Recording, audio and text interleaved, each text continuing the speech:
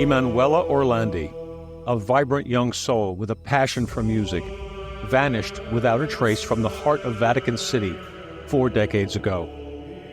June 22nd, 1983, marked the ominous day when she left for a routine music lesson, never to return home.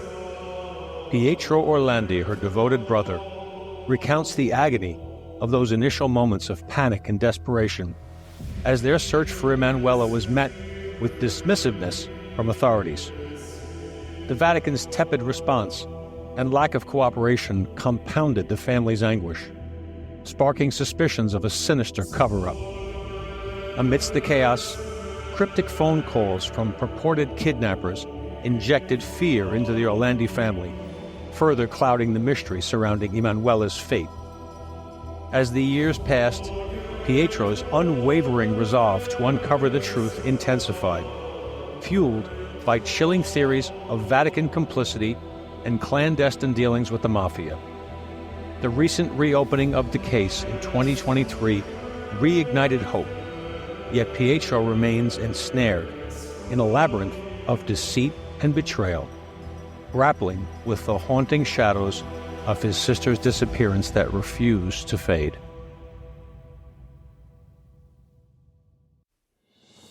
Gold Shields brings true stories from law enforcement, the military, true crime authors, and first responders.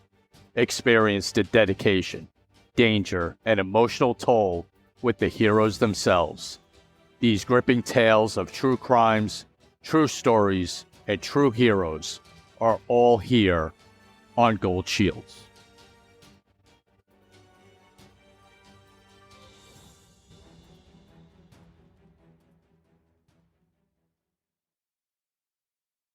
This is Dan Murphy back with Gold Shields along with my partner in crime, Tom Smith. How are you today, buddy?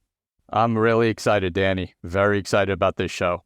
Yeah, we've been looking forward to this for quite some time, and it's been a time in the making. This is a globally known case, and we are blessed today to have gentleman Pietro Orlandi with us from Italy, and we're going to be asking him some questions, and he's going to be doing some explaining about his sister, Emanuela Orlandi, who went missing almost 41 years ago in Vatican City. This is a case that has been widely known through the Netflix documentary, The Vatican Girl, and we have that missing girl's brother, Pietro, on with us today, and we're very, very fortunate. And we also want to thank in advance Maria Dolgetta, who is our expert translator, who is helping us out today.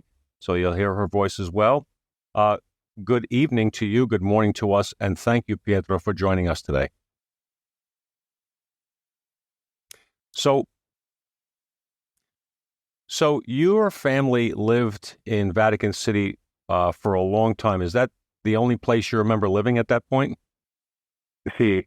He said his grandfather was born in the Vatican in 1920, and he was the caretaker of the horses and the carriages and all that had to do with the transportation in Vatican City at the time. And his father was born in-house in Vatican City as well, because there were no hospitals or clinics or anything. Wow. So let's get into his family. Tell us a little bit about your family, the makeup of your family, your sisters, and of course, Emanuela. Dunque, noi abbiamo passato un'infanzia bellissima. Siamo stati sicuramente dei bambini fortunati perché He says he had a wonderful, beautiful childhood, probably better than any other child, because they grew up in this magical place, which was Vatican City, and they had these gardens where they could spend all their time, and it was just really a great childhood. So he felt like he lived in a bubble. He felt like they were constantly protected by, anyone who lived in Vatican City, by the Pope, by the cardinals. So he said whenever he would leave the gates, he felt almost anxious, and he couldn't wait to return because they lived in this protective little bubble, and it was wonderful. He said that in a way they were very naive because they grew up in this protective little bubble. And when what happened to Emanuela happened, it was just a complete nightmare because they never thought anything could happen to them. They thought they were protected and in this safe place. And so they just couldn't believe that they found themselves in this just complete nightmare. Tell us about your sister, Emanuela. Io avevo con Emanuela un rapporto molto forte, eravamo molto legati. Io ero l'unico. So he said he had a really, really strong relationship with her. They were very, very close.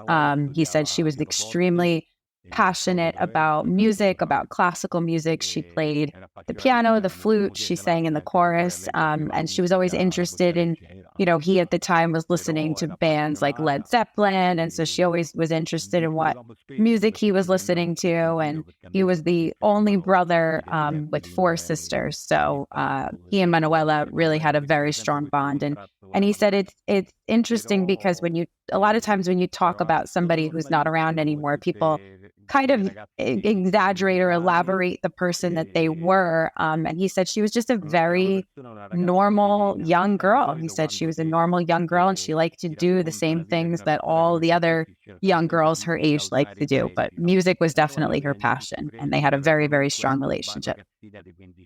So we're going to go to June 22nd, 1983, and that morning. Let's walk through that morning. What, her leaving the house, what the morning was like. I understand it was a very hot day. But take us through that morning of the last time he actually saw Emanuela. Allora, era una giornata caldissima. So it was a very, very hot morning. He remembers it as if, as a film. He says, I can see all the pieces in front of me as if I'm watching a film. And Manuela was home with her sisters and her brother. The parents were out at an uncle's house. And she asked him to take her to music lessons because it was a very hot day and there may have been a strike of some sort with the transportation system. And Pietro was not going to take her because he was meeting with his girlfriend instead. And she got very upset. And she kind of flipped her hair back and walked out the door and slammed the door. But he never thought that would be the last time that he would see her. And at what time, it was later on that night, does he remember that the family started realizing something was wrong? Allora, so that evening around 7:00, Emanuela called home and she spoke to her sister Federica, who was the only one that was at home.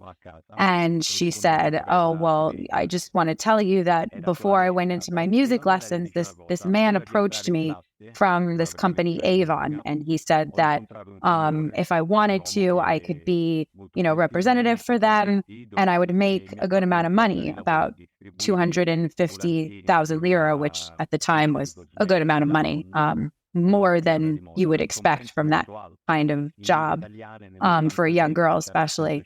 And so she was speaking to her sister, and her sister said, "Well, our parents are not home right now. I think it's a good idea if you let them know, give them the information before you go ahead and take this job." And she said, "Well, this man was going to be waiting for me outside of my lessons." This was after her lesson, but she was still inside the school calling from there. And he's going to give me some information, some paperwork to bring home so that our parents could look at it. And then she was supposed to meet with her younger sister, Cristina, right near the school. And she never showed up. So at a point in time later on that night, when Emanuela does not come home, what do you do? Do you start your search for Emanuela throughout Vatican City and outside the walls? Guarda, mio padre è una persona molto rigida, voleva alle 8:30 di sera. So he said that his dad was very strict. So by 8:30, everyone had to be home at the dinner table all together. So they kind of at that point knew right away when his sister Cristina came home without Emanuela that something was wrong, and the tension was felt immediately. 8:30, 9 o'clock, they all could feel that there was something that was not right.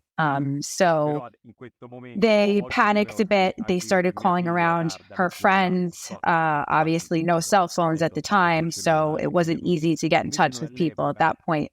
But they would have thought that she would have at least called home if she was going to be late. They thought immediately to this random man that had approached her after school, and that obviously didn't sit easy with them. So after calling around to friends, they decided to go out and start searching for her themselves. First, they started with the school, obviously, which was the last place that she had been seen. He was on his motorcycle and his father was in the car, and they kind of just went around to different parks in the area. And he said he did things he never thought he would have to do, like to search behind, big trash bins in parks late at night looking for his sister's body, because at that point they just thought she had been taken and possibly molested or raped and left somewhere to die. So the initial report to the police was not taken per se. They didn't take it because it was too soon, right? They're so used to young people just running away and coming home later. It was mentioned that yes, they went to the police and the police said, just keep looking. They tried to make a police report, but they said it was too early at that time. So they didn't let them make a police report, and police did not follow through. So there really was no attention brought to the case until the Pope made an announcement on the 3rd of July. And he was really the first one to speak at all about, a kidnapping or people who were involved. Before that, it was just she had disappeared. But there was a time about 3 days after she disappeared that the men from the Italian Secret Service, which they call La Cisde, did show up at his house asking about Emanuela and inquiring about her. And they thought it was very strange because at the time it was only that she had disappeared and the police didn't want to be involved. Why were the Italian Secret Service all of a sudden interested in it? But it really didn't get any type of attention other than that until the Pope came out and made his announcement about it. And the Pope doesn't come and address the public without anything that is pre-written. So Pietro was able to go ahead and see what he had prepared to say. And he was the first one, the Pope, really to talk about the fact that it was a kidnapping, that she was taken and not just missing. And that there were players involved. There were people involved.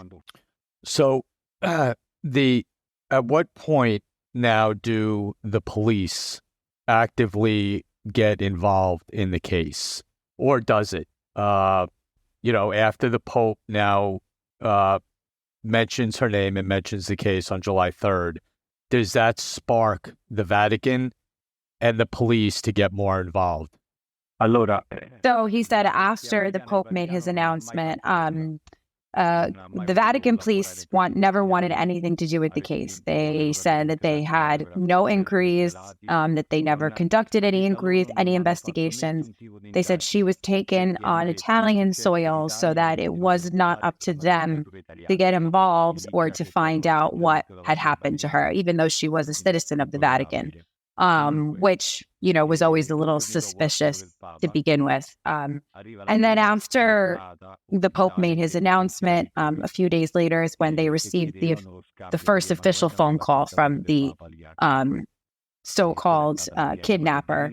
And at that point was when everyone, aside from the Vatican police, started getting involved. The civil secret service, the military police, the Roman police, the Italian police. So it was kind of like the family was put aside, and now they had sort of taken over because there was this extra piece to the puzzle that had finally been taken a bit more seriously. So the person who called, is that the same gentleman that was featured on Netflix as having admitted that he was involved in this, saying he was involved in this? Sì, ma lui parlava per conto di altri. Yeah. So the first official phone call that they knew of was the 5th of July, a few days after the Pope had made his official announcement about Emanuela. And the name Americano came from his uncle, who answered the phone and said that he had a foreign accent, and he said could be like an American, but they're not really sure, if it was an American or not. And they were acting on behalf of somebody, so they're not, they don't believe that that was the actual kidnapper or the presumed kidnapper, but that he was acting, on behalf of somebody else or a group of people. But they found out about 3 or 4 years ago that that wasn't the actual first official phone call from the people who had presumably taken Emanuela, that the first phone call came on the night that she disappeared, June 22nd, but the phone call went directly to the press office of the Vatican, and they were looking for the press secretary, Casaroli, who was a cardinal, but he was at the time in Poland with the Pope, so he was not able to speak. But it came between 8 and 9 o'clock when the family really did not know yet what had happened to Emanuela, where there was just speculation, and they were just realizing that she hadn't come home. So it's very interesting that that phone call came to the Vatican at that point, and it mentioned Emanuela, but the family had not yet said anything about her being missing. So we have a situation now where it's about 12 or 13 days after she's been taken, and all these strange things that don't make sense have happened. The Secret Service, secret police come to your house, inquiring about her. The Pope makes a statement indicating she's been kidnapped when no one knows that's the case. The Vatican police don't want anything to do with the case because even though she's a Vatican resident, she allegedly went missing outside the walls. What does your family think about all this? So it was so strange to them. I mean, they really had just fallen into some sort of a nightmare. They really couldn't wrap their heads around what was going on. The Secret Service, they had only ever heard of or seen in movies, and now they were knocking on their front door. So for them, it was just this whole kind of crazy, strange nightmare that was happening. And they always put their trust and their faith, and their point of reference was always the Pope and the cardinals, because that's who they had grown up with. And the Pope coming to their house and saying to them, don't worry, I will find out what happened to Emanuela. I will make sure that whoever's done this to her is brought to justice. To them was, well, okay, we should have faith in him. We should trust him because that's who we've always looked to. That's who we've always trusted. But at a certain point, he had to decide whether to put first the fate of Emanuela or the image and the reputation of the Catholic Church. And Pietro believes that he chose to maintain the image of the Catholic Church at the unfortunately leave behind the fate of Emanuela. And he believes that Pope John Paul II knows exactly what happened to Emanuela, and so did Pope Benedict, and so does the current Pope as well. Wow. And that was leading to my next question. At a point in time, you have to go on your own and start digging a little on your own with the information that they have from the phone calls and pieces that they're putting together. At what point do you do that? Just, okay, I need to start doing somewhat of my own investigation here. And what were the results of that? È difficile raccontare perché sono tanti anni. It really was. In the beginning, his father was very devout. He was very, committed to the Vatican, and he had faith. He had faith in the Pope. He had faith in the police that they would find Emanuela. So they really took a bit of a step back. And for years, they followed the whole the story that she was taken to negotiate the release of Aliacha, the man who had shot Pope John Paul II, the assassination attempt. So for years, they kind of went with that story. But he said, if a call came in from somebody who said, oh, we saw her in Lucerne, Switzerland, he said, I got on the plane and I went, because he couldn't not follow up on any type of information that was being given to them. He would always think back to that day where she left and he didn't take her to school, and he said, I had to follow through with anything that came up. But it really was when their father died, when Pietro started to kind of take things into his own hands a bit more. He felt that he could speak out a bit more against the Vatican, because that was something his father was very much against. And he had his first, demonstration in front of the Vatican with a bunch of supporters who came out, and the press really criticized him for doing this and for taking these steps, but he felt that this was the right thing to do. And later on, he received, more support. But in the beginning, he was criticized, especially for speaking out against the Vatican. So they believe that the Vatican really used the whole story of Aliagia, the person who attempted to assassinate Pope John Paul II, to their advantage in this case, because this made them also a victim. So Emanuela was a victim, but so was the Vatican, because this man who tried to assassinate the Pope obviously, went after the Vatican, but then they also went after Emanuela. So for the Vatican, it was a very sort of convenient story for them. And Pietro says that at the time, Pope John Paul II was really put into the papacy to fight communism, really. And he and Reagan were very, very close, and the CIA was constantly in the Vatican. So he says if they were just simple criminals who had taken Emanuela, the CIA could have found out within a matter of days or weeks, really, who it was, because they had all of these resources at their disposal constantly, American CIA and, Italian intelligence and all that. So they kind of really benefited from the fact that people believed that Aliagia had something to do with this, because the Vatican, they looked like they were the victims as well. So it was Emanuela who was a victim, but also the Vatican, and it didn't implicate them whatsoever. But Pietro said that in 2000, nel 2007, hai ricevuto la lettera di Aliagia, vero? So he actually, Aliagia wrote a letter to Pietro's father in 1997, saying that, he knew what happened. He knew the whole story. And when he was given the opportunity to go back to Turkey to serve the last 10 years of his sentence. So he did. And in 2010, when he was released, Pietro was able to go and see him in Turkey and speak to him.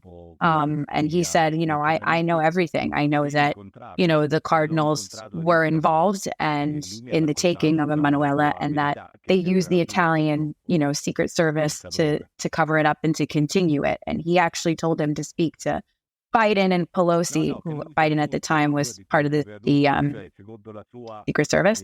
Yes. No. CIA. Sorry. That's what he said. CIA.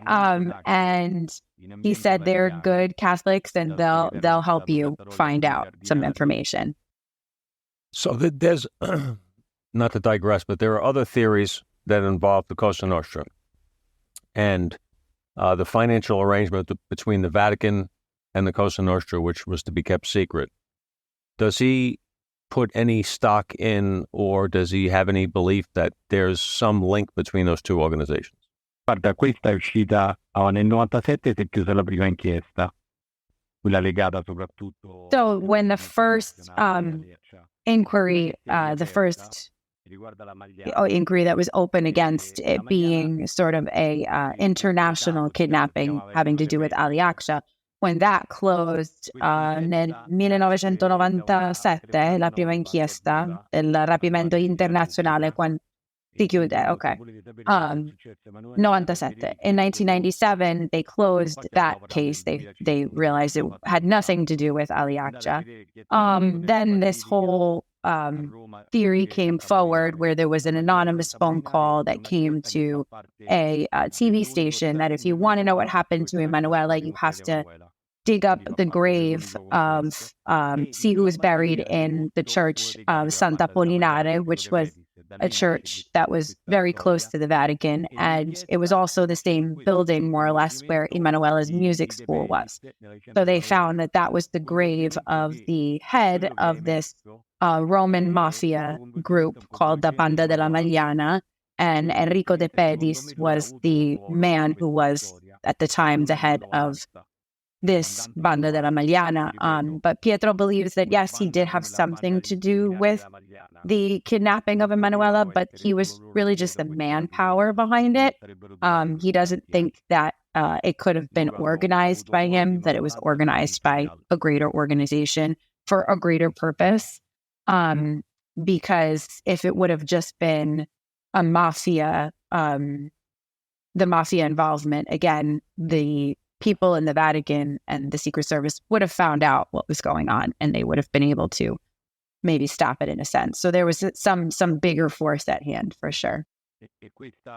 So the whole issue with the Vatican Bank and the money that was coming from the mafia that was being brought to the Vatican Bank was really to fund the whole efforts to get rid of communism. The Solidarność group, who Pope John Paul supported very much in Poland. And so that was the whole question of the mafia gave the Vatican money and they were looking for their money back, and the Vatican did not have their money, so that Emanuela was taken for, to blackmail the Vatican. But, Pietro and the family really believe that there has to be something bigger than that, because just the kidnapping of a young girl like that was not enough blackmail, really. And even though the stories have come out that Pope John Paul did take money from the mafia, there really was no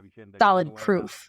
But they say for the Vatican to keep this a secret for 40 years, there really has to be something bigger that she holds that, could really just completely demolish the whole image of the Vatican.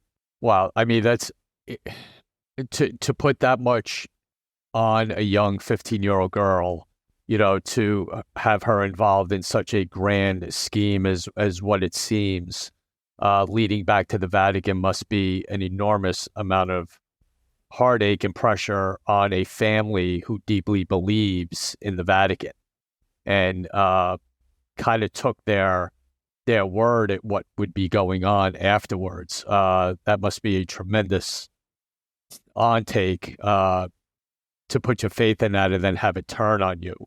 So through the years and the investigation going on, his investigation going on, and the numerous leads that he has developed and theories that he's come up with, in January, I believe in 2023, the investigation actually somewhat got reopened.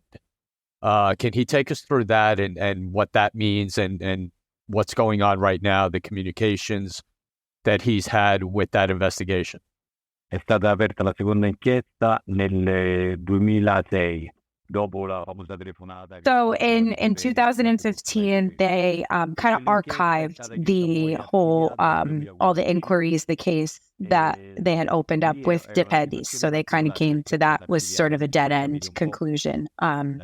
So right before the De Pedis case was closed, there was a new head of the magistrate of the police in Rome, this gentleman named Pignatore. And he seemed to be on the side of the Vatican. He assured them that everything would be taken care of. And sure enough, he archived the whole De Pedis case. And he said, there was a conversation between De Pedis' wife and the cardinal who was in charge of the church at Santa Apollinare where De Pedis was found, where his grave was found. And she said, don't worry, now we have the lead investigator, the head of the police that we want on our side. So this gentleman Pignatore, he was going to archive everything. And then, of course, he was taken and he was promoted to work at the Vatican. So that just goes to show you how they like to sort of keep their people close to them. So at this moment, he is the president of the tribunal of the Vatican. Non so come si traduce tribunale, the tribunal. He's the head of basically the Supreme Court Justice of the Vatican. So the head of the Vatican courthouse. Over the years, there have been so many theories and so many different things that have happened with regards to this case. What do you think is the answer? And do you have an opinion, a theory as to what happened to Emanuela that day? Allora, c'è stato sicuramente un ricattato e un ricattatore, quello è sicuro. So basically, he knows that she was kidnapped and there was a kidnapper, right? We know that. We know she was taken and she didn't go of her own free will. And, he's very certain that the Vatican has something to do with it, and that, the mafia involvement was really just sort of like the manpower, the ones who were acting at the requests of the mafia, of the Vatican. But there right now are 3 open investigations, open inquiries. One that has been opened by Pope Francis, the other one that has been opened by the district attorney's office in Rome, and another one that's been opened by the National Italian Police. And he's right now been following the trail. He calls it the London Trail. So there were papers found in a locked box in the Vatican that talk about how the citizen, Emanuela Orlandi, was taken and kept in London, and it was spoken about a bit in the Netflix documentary. And why she was taken there, he's not really sure, but he keeps following that trail, and he feels that would lead him somewhere. But he keeps reaching out to the district attorney's office in Rome to try to help with this London trail that he's been following, and nobody ever gets back to him. So he's kind of been on his own, and he's got a couple of other pieces of information that he's also going to share with us now. So from the beginning, they couldn't believe the involvement from so many other outside agencies. So for example, like German intelligence was involved, Russian intelligence was involved, American intelligence was involved. And so they asked themselves, when you have involvement from all these other intelligence agencies from around the world, this has to be something big. So he obviously still believes that she was taken and by the De Pedis, by the Banda della Mariana, and with the testimony of De Pedis' girlfriend, Sabrina Minardi, that she was kept in Italy for a few months, and then she was then turned over back to the Vatican. As Minardi testified, she said in the Netflix documentary that she handed her over to a car with Vatican plates. And so that's when Pietro believes that she was given back to the Vatican, and them not knowing what to do with her. They couldn't return her to her family because she knew too much about something. And they had to keep her somewhere. So that's why he believes that he has paperwork that states that she was kept at this home in London that was indeed, under the care of the Vatican. And that's when you also involve, British intelligence and British law enforcement and the British, government, essentially. And so it just became this big thing. And it was no longer just this citizen of the Vatican who was taken on Italian soil, but now you're, again, involving all of these other intelligence agencies. And he said when those papers were found in a locked box in the Vatican that were very specific about where she was taken in London and how it was paid for and all that, and it was financed, he said the Vatican came out right away and said, nope, those are fake. Those are fake. They are absolutely not correct. That is not correct. And they dismissed it right away. And he said that has something, that obviously holds weight, that they didn't want that to come out. I was going to say, I remember at one point was it Pope Benedict visited your house? Is that correct? Pope John Paul. So 6 months after, 6 months after Emanuela disappeared, 3 days before Aliaccia went to prison. So what I was going to ask, you have the papers found in the Vatican, and then the Vatican comes out and says that's all fake. Well, how would they know that? How do you come out with documents and stuff that were found and then profess it's not fake if you don't know what's going on, or you don't know an outcome, or you don't know where she is? How would you know those are all fake? I mean, that's the first thing that comes to mind. And has Scotland Yard in London been involved in this at all? Him as a citizen, it's hard for him on his level to be able to really get in touch with anybody at certain points. So he actually has letters between a cardinal and an English politician about where Emanuela was being kept in London. And he keeps telling the, Scotland Yard or the British, district attorney, the officials, that he has these letters.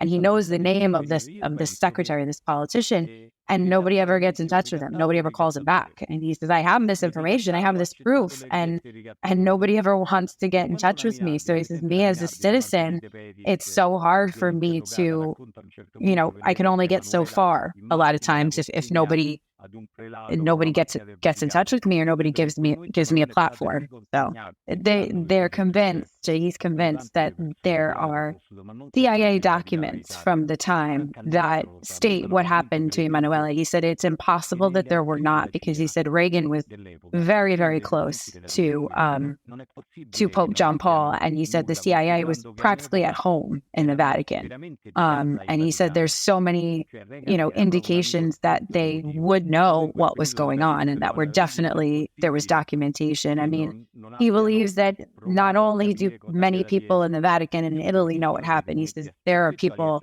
around the world that definitely know the truth and what happened, that are all keeping it secret. And there's certainly documentation on it. It's just impossible to get.